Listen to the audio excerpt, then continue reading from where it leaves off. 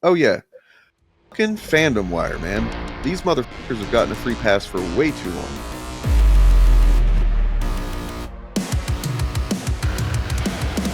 Are they chuds? Not necessarily. And we can talk about the nuance here and why this is really how it's a good example of how fascism fucking won the election, because of shit like this, to be honest.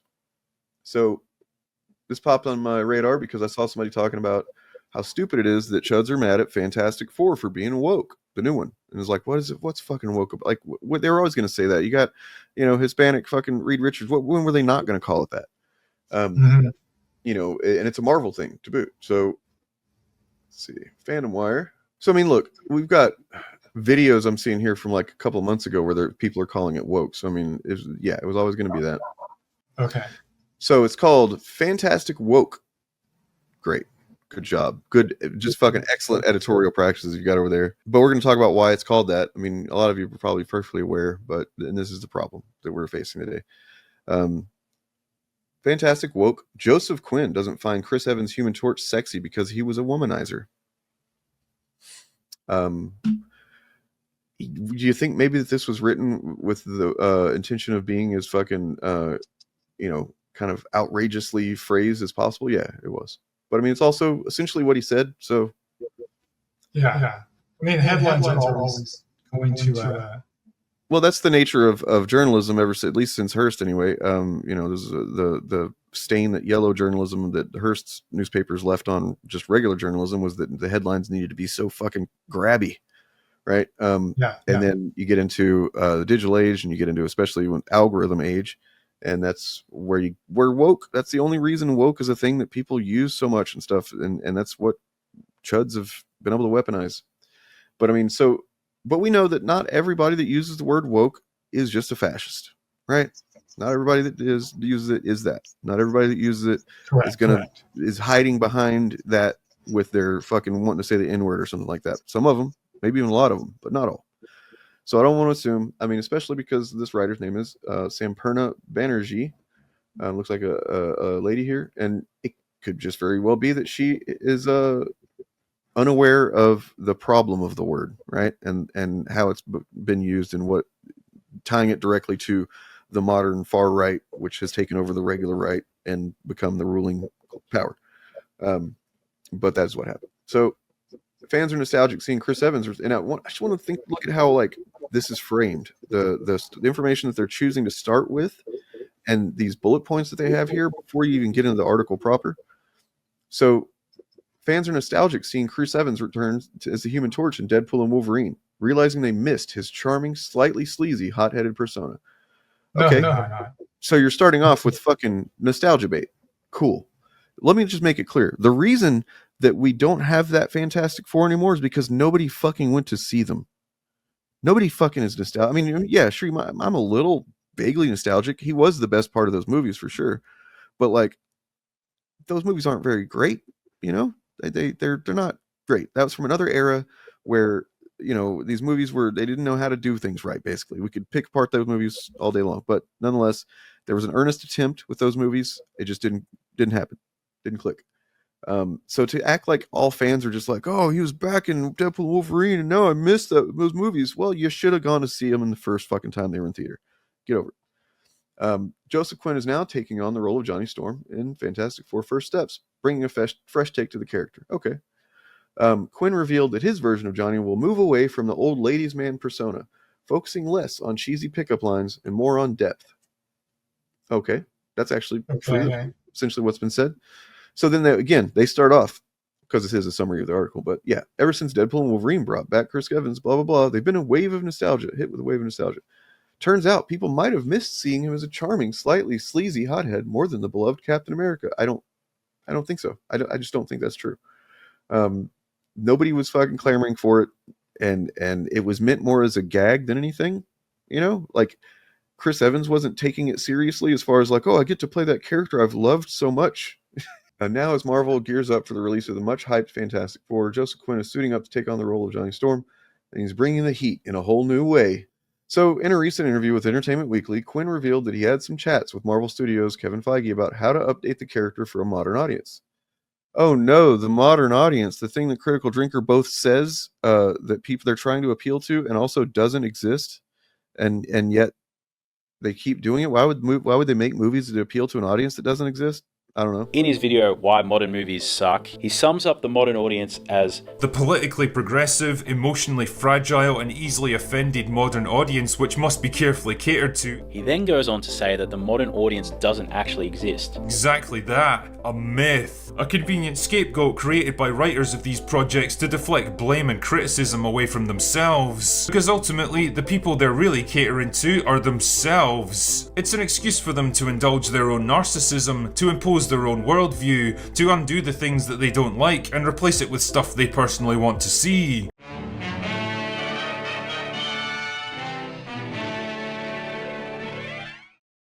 And I think about these words because it seems like some of the reactions I'm seeing are like, people think he's saying that he's not a brash, hot-headed guy with bravado anymore. That's what I've seen some people take from it. But he's a man that leads with a lot of bravado, which can be an affront sometimes. But he's also funny. Myself and Kevin were speaking about previous iterations of him and where we are culturally. He was branded as this womanizing, devil-may-care guy. But is that sexy these days? I don't think so. This version of Johnny is less callous with other people's feelings, and hopefully there's a self-awareness about what's driving that attention-seeking behavior.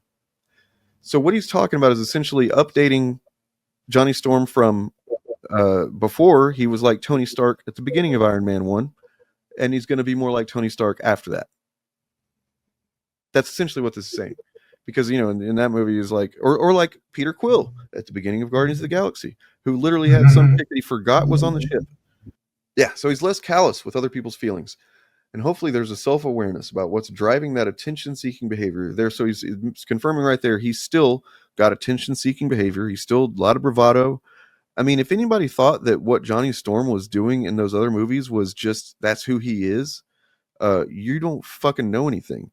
Johnny Storm has really never been just the fucking superficially, you know, like, I mean, that's all he is superficially sometimes. Years ago, he's really not even that anymore in the comics, but it's all hiding a much more sensitive man, right? Like it's just, that's just the case. You read almost any run in Fantastic Four probably, and that's going to be the kind of Johnny Storm that you get. He's a very heartfelt, noble guy who uses the bravado and the fucking, you know, the sleaziness, I guess you call it, as like it's a self-defense, you know, it's a defense mechanism. That's what pretty much any guy that acts that way is doing, is protecting his actual feelings and self. He's keeping himself, you know, from being vulnerable.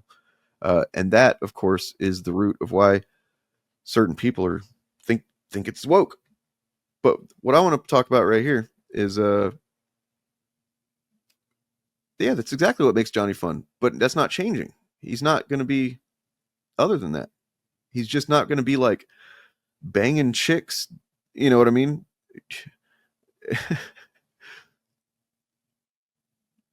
I mean, he might be sleeping with some chicks, but he's not, like, they're just not going to focus. What he's saying is they're not going to focus on him just, you know, bagging some chick that wants to get his autograph or something like that, because honestly, that would be kind of an abuse of his celebrity anyway. We've had a whole fucking cultural, you know, discussion about that since 2017 and Me Too. Anyways, so where it goes next, this article is where I really get pissed off, guys. Because, okay, you want to call something woke, fine, I get it. It fucking gets clicks. It's people think they know what it means, because even though nobody really agrees on it, and because apparently it just means being self-reflective, being aware of the effect of your behavior on other people, not being a shithead to women is woke, apparently. But what they do in this article, and this is something I've seen them do many times. Oh, there's a tweet. I don't know who that is. Do you know who that is? It's just some random guy responding. Okay. Wait, there's another one. Just some random guy responding to the post. Okay, it's 2. Whoa, well, there's 3, 4, 5. Whoa, 5 fucking tweets of some rando just replying to the, you know, the MCU Direct's article on there, whatever, about this, and post about it and saying, "This is woke now." You know, oh, he's not the same character. Oh, woke Fantastic Four. He's nothing like the character. That's not, I mean, that's so fucking stupid. He's still very much like the character. He's just one aspect, one act that Johnny Storm did in those other movies, which was, just being a little bit callous towards women or whatever, just not really taking it seriously as relationships. That's not what his character was in the comic. And it's like, you realize these comics still exist. They're still printing Fantastic Four. Maybe he doesn't. I don't know. It's over. They don't get it and they never learn. I'm over the MC. Okay, yeah, sure. I'm sure you say that every fucking time there's a post, you fucking dipshit. But like, what effect do you think this kind of thing has? When a very, I guess, well-liked outlet like FandomWire, I don't see why, but like, people share it, people go to it. This is much more casual chud or casual fan website than it is, anything else. I think. I feel like if you're somebody who really loves comics and you read comics and you're into adaptations and stuff, that you're probably not clicking on FandomWire links to get your info for the most part. You got your other sources that you've kind of vetted over the years, and then an article or out like this publishes this article, calls it woke, and then has five or more just tweet replies to a post about this, and every single one of them is saying that it's woke and it's bad and they're ruining the character. Please. Jesus, what the fuck's going on here? I don't even think that this is necessarily, at least this author is not necessarily doing it for that purpose. She's just a writer at this website, I guess, that maybe hasn't become aware of the effect of using that word. And I mean, what she is she almost certainly works under an editor-in-chief who tells the writers, you gotta use woke to get those clicks, and people love seeing the have replies, tweets and stuff in there that, embedded in there that blah, blah, blah. Like, that's almost certainly what happens. And I know this because I literally was an editor-in-chief of a nerd website for a while. So it is a sign of how much this framing has saturated the discourse, that people who have never heard of Nerdrotic, for instance, they've never heard of him, never seen his content, would have no idea who you were talking about, are now sounding like him, because this kind of stuff has been circulating in the conversation for so long, it's become background noise to everybody's brain. And then it goes on to say, Johnny Storm has been played a few different ways in the past. Chris Evans brought his trademark sarcasm and womanizer edge. Michael B. Jordan, who also was not a womanizer. I mean, of course, I didn't see the last half of the movie. I stopped watching it, but he might have just banged like 7 chicks in the last half. I don't know. Joseph Quinn, however, is aiming to bring Johnny back to his roots while giving him a fresh canvas to paint. Like, the rest of it is actually relatively fine. It's just the fixation on woke, and then it's just red meat to people on algorithm run social media. Yeah, and this is such a minor change. Like there's no reason a character, a version of Johnny Storm like he's describing, could not be sexually promiscuous. Right? There's no necessary connection between him treating people badly and being a player, or whatever you want to call him. The final paragraph, the film won't change who Johnny is. It's more about rediscovering him. But how many people that clicked on this just pissed off at the very title of it got past this shit? None. I'm willing to bet almost none. Yeah. What up, Michael? Yeah, that's very kind and compassionate of you. That's woke, man. We don't like that woke. We're big, manly men boys around here, okay? Empathy is a sin. Empathy is a weakness. Fuck empathy, man. That's for bitches and cucks. Okay? Anyway, but I wanted to look at just so the reason why people shit on Marvel all the time is because it gets clicks, because anything Marvel can get clicks, and you combine these two things that are known terms that will definitely, almost certainly get you clicks: Marvel and woke. What do you think is going to happen there? Well, you're going to get a bunch of YouTube channels that do the stuff that it's apparently not working so well for them anymore. But they're like chocolate and peanut butter. They're two terrible. They're two great tastes that go great together. There's anything wrong with them being the immature one in the group. I don't think that we didn't say that. That didn't say that. Why? Yeah. 2 comments now. I'm not trying to be a dick, but like 2 comments now have assumed basically what everybody else that's replying in those tweets they showed is doing. It's literally going out of its way to say, like, think about what is said here. he's a man that leads with a lot of bravado, which can be an affront sometimes. That's not saying that he's not that anymore. He's saying that literally that is what he is. Also, hopefully there's a self-awareness about what's driving that attention-seeking behavior. So he's still doing the immature, attention-seeking bravado shit. It's just literally just the one aspect of it, which is the, shitbag to women. That's, exactly. They're just, all they're saying is that he's not a dick to women. That's it. And that doesn't mean that, if you prefer the version of Johnny Storm who plays the field and gets a lot of hookups, he can still be that character and not be a dick to women. In fact, he'd be more likely to be that character if he weren't a dick to women. Yeah. I mean, we've already seen that for one thing, but also, they have to find a new way to do it because, that's literally what the second movie was mainly about. Once it became clear for the originals, once it was clear with the first one that, okay, everybody loves Human Torch. They love this Chris Evans guy. They really made the second one center around him, which is bizarre because the movie opens with their Reed and Sue's wedding. And then it's also about the Thing loses his, rock form for a while because they wanted to get Michael Chiklis back in the movie. But the plot, like the arc of the movie is really Johnny Storm. And at the end, in fact, the thing that beats Dr. Doom with all the powers of Silver Surfer is Johnny Storm getting the powers of the others at the same time. Like he's the one that they choose to do it, and he like steps up to the plate and becomes more responsible and badass or whatever. And it's like that's him overcoming the immaturity thing. Yeah, and I think that honestly, for the second movie, that was a different. He was the natural choice for that story, I think.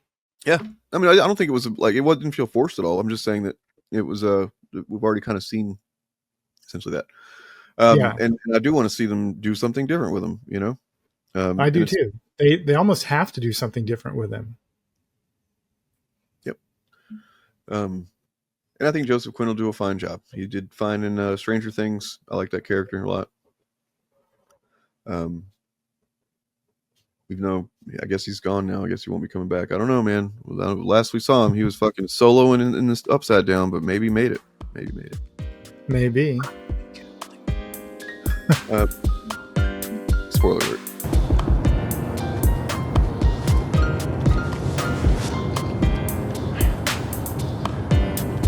Any questions?